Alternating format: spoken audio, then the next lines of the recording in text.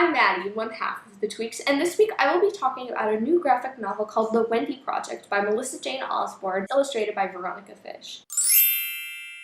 So The Wendy Project it's Peter Pan. It's about Wendy and her brothers. So Wendy's driving a car one night and she crashes into a lake and Michael drowns, and she sees him fly off into the sky with a mysterious figure. Obviously, if you know anything, you know that it's Peter Pan. Wendy tells this to the police, and they think she's crazy. So her parents send her to a psychiatrist who gives her a journal and tells her to draw what she's thinking and feeling. And it's not one of those stories where it's like, oh, she turns out to be this fantastic artist and she conveys everything. But no, it's not. She starts out drawing stick figures, and it's pretty funny because if someone told me to do that, I would draw stick figures too. There's a new boy at school who Wendy meets, and his name is Peter. Well, Peter's is his last name, but anyway.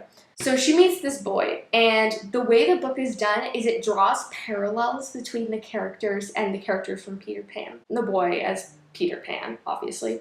And then there's a girl that she'll draw as next to Tinkerbell, so you see that it's her, and she has like a bun and everything.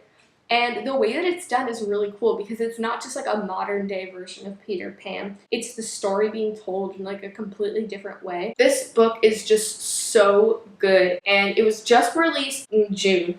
And oh my god, if you have the chance to read it, just do it. It's so good. Even if you're like, oh, I don't really like Peter Pan that much. It's not even like this story of Peter Pan, really. It is, but it's so different that it doesn't even feel like you're reading it. And it's not strictly in one world either. She goes to Neverland. It really harks back to the original Peter Pan story, where Peter Pan was the guardian of children who had died, and he takes them to heaven. And no one ever really talks about that much, so I thought that this was good, that it kind of comes back to that. My favorite part is when Wendy went to Neverland with John to go see Michael and bring him back.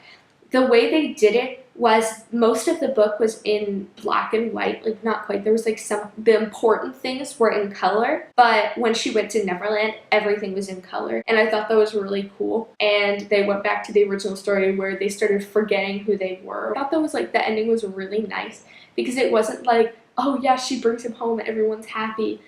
It wasn't the happiest ending, but it was real, and I really liked that. So this book is definitely Tweeks approved.